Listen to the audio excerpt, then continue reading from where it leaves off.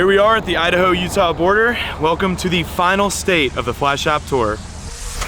Gonna come to your town, gonna find your corner, and we'll soon be knocking on your door.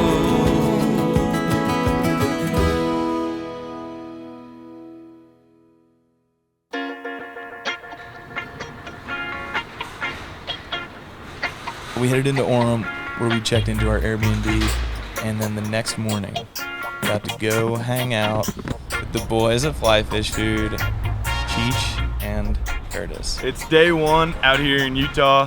We have met up with Cheech and Curtis from Fly Fish Food, and we are officially getting after it at Strawberry Reservoir. We're not getting after, we're standing in the parking lot filming this. Let me just put it into common man's perspective, right? The fishing might be good. The fishing might suck. This is just a video intro. We got to say a little bit of everything, so if it happens, we said it here. All right, so that's the way we do it, you know. Call your shot. Sometimes it works, sometimes not. That's why we call it editing, right? You heard it here first, folks. Anything can happen today, so stay tuned. This boat will peel your hat off your head, so keep your hands and legs inside the ride at all times. If you start crying, we'll hand you a 10-car rod. That should solve all your problems. And listen, if you start out fishing me, it's not cool. We zoomed out to that first spot. Cheech tied on this fly called the baby fat minnow. Immediately, fish on the board. Fish on. A small baby fat minnow. That fly was designed for here. Dude.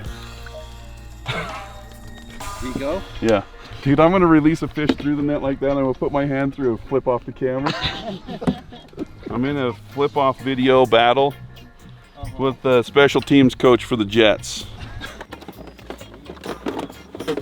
So some jackaloons in the back of the boat decided to throw great big white flies and they weren't working. And one of them got really excited when he get a follow. He really stoked, AKA landed. Watch this right here. Watch this right here. Oh my God, he came back into the nip. So what's going on here? He doesn't know what the hell he's doing. He just got a big fish to eat it and he goes, ah. If I can get him into a fish, it's gonna be my best work I've ever done. All right, hey, good job guys, keep it up. Yeah, keep stripping just like that. Yeah, I was just around and my first strip, he ate it. So, my name is Clark Rigby Pierce, as in Rigby, Idaho. Nobody knows me by that name. They just call me Cheech. I'm one of the owners, AKA I just tie flies. So I'm kind of like the creative dude. I just come up with new fly patterns. It's a rough job. Someone's got to do it. I'm Curtis Fry. I'm co-owner, co-founder of Fly Fish Food, and I'm kind of the computer / camera equipment nerd. We've done the fly shop thing totally backwards. I started creating flies and I had a bunch in one of the fly tying catalogs and it was cool, and Curtis had a column in the Salt Lake Tribune. I would create an article in the newspaper, and every week I'd have to create a YouTube tutorial to go along with it because they were wanting to flesh out their digital content kind of at the same time. And so we just were talking one day, we're like, why don't we just start our own YouTube channel? We can start a blog. Maybe we'll be able to get paid advertisers and they'll be able to pay our gas to go fishing. We wanted to make good content, fly tying content, fly fishing content, educational, so that we would create this connection with our customers. I think we had the idea on a Wednesday and we just had a domain by the end of the week. And I always thought if I had a fly shop, I'd want to call it Cheech's Fish Food. But it's not just my shop. The Fly Fish Food name was born that same day. The logo, I was just drawing it while I was at church one day, and I was just doodling a fly. I sent it to my brother and he digitized it, and that turned into the logo. So it's like a zebra midge with a tail. We need to do like a fly tying tutorial of that. We've had guys that have literally flown in on a layover at Salt Lake and they drive down, take an Uber to see us. I mean, that is insane to me. Or we go up to Idaho to fish or Montana and we're stopped by people and you guys, the Fly Fish Food guys. So it's just really weird for me to think that we've kind of taken this little YouTube and Instagram and Facebook thing and kind of turned it into this really big outreach where we connect with the customers and with the people that watch these things. When they walk in and 25,000 items hit you in the face, it's like, oh, holy crap, you know. They cannot believe it. And so it's really cool to be able to experience that. Like, we've built this tool not only for our customers, but we made it so easy for people to order online. We wanted to be considered America's fly shop. I mean, and look how far we've built it. We're arguably one of the largest fly shops in the world. I mean, we're just two normal goofy dudes, and we happen to love fly fishing, we happen to love fly tying, and we formed this successful business doing it, and it's a blast. I love coming to work because it's not really work. I talk about fishing all day. You know, my father-in-law, he's like, "You're gonna leave a job with benefits to just work in your shop?" Yeah. Benefits are cool, but not that cool, you know? Going? You guys ready? Yeah, ready. Hey. Oh yeah, we're mobbing. So this time of year, you're jetting along, as you guys saw, as we go through the Narrows area where you can see pine trees, and then all of a sudden just a huge burst of color. And the fish, they get a little shallower, a little bit more aggressive in the fall. Once we got the boys dialed in with some smaller flies, they started poking them. Oh, he's... Oh! Cut that one off and go smaller. Put some more. Oh, watch this, watch this, watch this. No way! Dude! I saw, he saw the mouse and it was just like, that noise, man. You got it. Dude, that's it. Bring him over here. And the October, or the Halloween, sorry.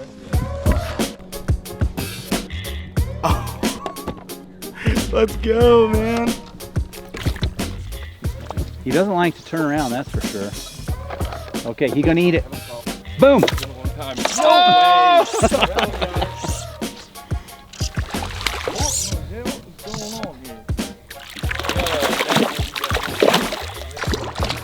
Fish were just really hungry that day. When we were throwing down dry flies, they would eat everything. Coming back, same fly. You gotta stay big and all the way in. He's a biggin'. Okay, cool. This isn't going on. I mean, he was definitely wanting to step. Oh, that's a shot. Oh! That was such a hard shot. That was a dirty shot, dude. That's sick. There he is. Oh, win it. Until he turns his head. Move it. Until he turns his head. Oh. Oh, yeah. Nice.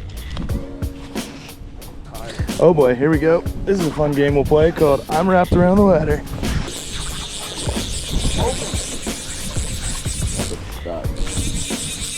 Hey, it's got to get to the boat first. Yeah, buddy. Nice. Oh, that thing's big. Yeah, I know. Let's go. Nice, let's go. Sick, dude. After an ecstatic day fishing with Cheech and Curtis, raking in some fish on some really cool patterns with some really cool guys, we got prepped to have the event at Fly Fish Food.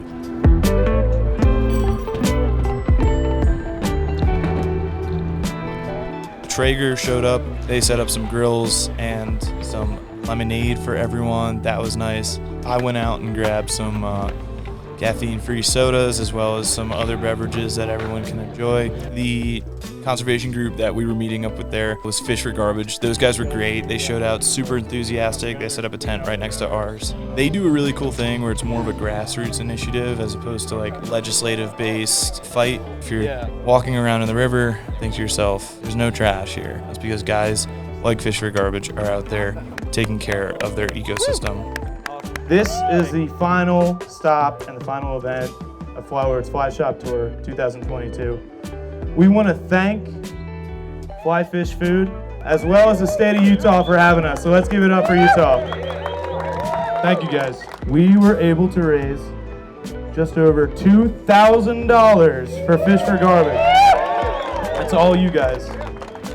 Man, this was awesome. Huge thanks to Flylords, to Traeger, to Fish for Garbage. Crazy success. We got a bunch of money for cleaning up Utah rivers. We got to get the word out about just fly shops in general. So 10 out of 10, do it again.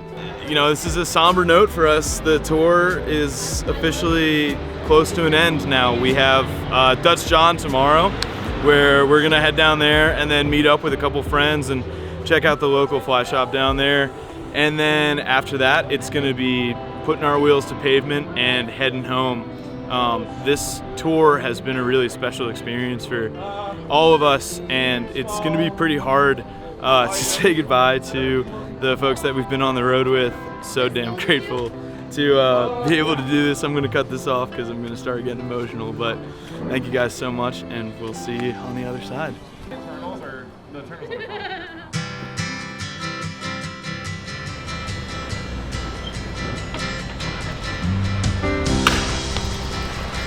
That's it, man. Bye, house. We headed out, took the beautiful drive to Dutch John, where we got a big old place to stay at Dutch John Resort. Today we're going to be meeting up with our friend Colby Crossland, and we're going to be fishing a certain section of the tailwater of the Green River here in Dutch John. First, we're going to stop over at Western River's Fly Shop to go say what's up to them, grab a few flies, and meet up with our buddy. But first, I want to make an important intro. Last night we had a guest come in. We unfortunately lost our friend Landon, but we gained another buddy. Kayla Lockhart. These boys needed to learn how to rope some fish, so I'm here. That's it. Pretty much. Let's go fish!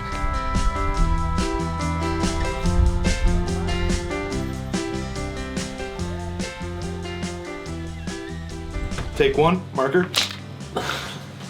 We're joined here today by our friend Gray Willis, who is at Western River Fly Shop. Gray is going to tell us a little bit about this lovely shop that he is helping operate in Kat and Matt's absence. Super small shop, as you've seen by the B-roll that these guys have taken. We got free ice, we got free coffee. We like to, run shuttles for people, guides from all across the town, and providing information and services to everybody who needs it. We just kind of like to be that center area where, all the guides can come and be a community, right? And I think that's something that makes not just Western, but Dutch John and the Green River a really special place. It's a whole 360-degree experience. It's not just the numbers, the catching fish, the tug is the drug part, right? It's the, you come in, you learn about the history of the river, there's names for every section of this river, and, as you're floating and as you're talking to our shop employees, we're, talking about, what the fishing was doing. Oh, that eat was so cool. We saw rams down by the river today, talking about old guides and their traditions and what they used to fish. And I think that that's kind of different from other shops, whereas, it's all about the cyclical business part, whereas when you come here, it's all about, getting to become friends with your guide, becoming, close and intimate with this river as a whole. My name is Gray Willis. I'm a fly shop employee and guide here at Western River's Fly Fisher Guides. And if you're ever in town in Dutch John and fishing the green, we'd love to see you and come check out our shop. I'm Colby Crossland. I've been a guide out on the Green River for 12 years now, so just a professional water shoveler, generally teaching people to throw dry flies on the Green River. Western Rivers is right there, which is where we meet in the morning. I can sit here and drink my coffee and watch my clients pull up to the shop and drive on down. But the neat thing about all of our shops, and I mean every shop anywhere I've been to through my travels, is you roll in and talk to the kid behind the counter, and if you have any sort of enthusiasm or desire of knowledge, all they want to do is talk to you. If you go in there as an open bucket, they will dump all of the knowledge they have to you. He's been doing inventory all day, counting flies. Everybody has this, oh, I'm so intimidated to go into this fly shop. They're the dudes. They're not. It's a shop rat. He's just trying to buy beer and doing what he loves. When you go in and talk to the guy in the shop, it's speaking to a person. So it's a lot easier to go in there and actually figure out what's going on, because it's face to face. Your small local fly shop, they are the stewards of the river. If the river doesn't continue to be a strong fishery, they're out of business. As anglers and customers, that's the best way we can support them. I mean, any local fly shop is doing their part, and to help them do that, we need to spend some money there. So we're an hour away from any sort of town. If I decide I want an apple, it's an hour drive. So everybody who comes to this spot comes to fish. If it was not for our 15,000 trout per mile, we wouldn't be here. There would be 10 people who lived here to run the dam. But because we have this cool tailwater fishery, It's created an industry, created a town, created a culture that hopefully will survive forever. All right, you're up. Throw in front of you. Just like my first day of the trip, we also had a giant thunderstorm, a giant storm system rolling over top of us. Well, we've got some weather coming in, so things are about to get a little bit dicey. So we're just gonna focus less on fishing and more on getting the heck out of here. Lightning was cracking in the distance and getting slightly closer, and thunder was rumbling, so we were just ready to hit the jets and get out of there. At that point, the new objective of the rest of the float was to see how much water we could get in each other's boats.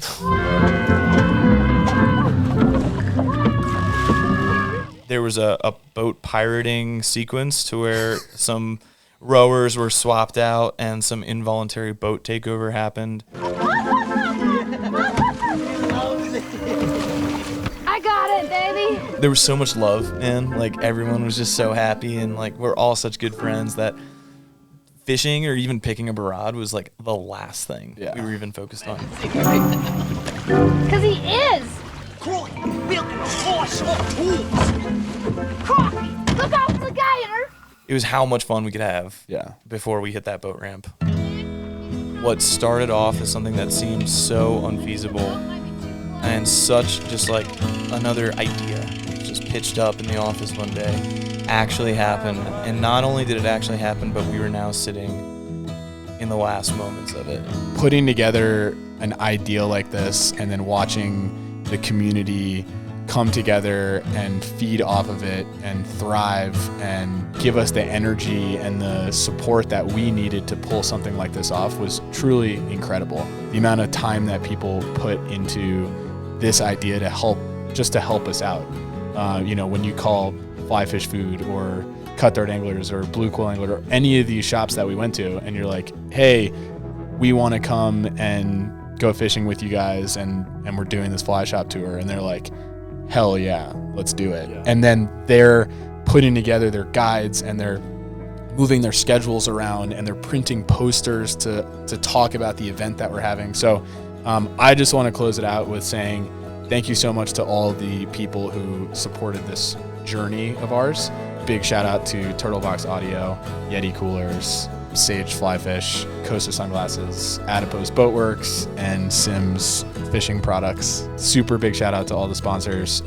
We wouldn't have been able to make this happen without you guys, and you truly are some of the best products in the industry, so we're proud to be representing you guys.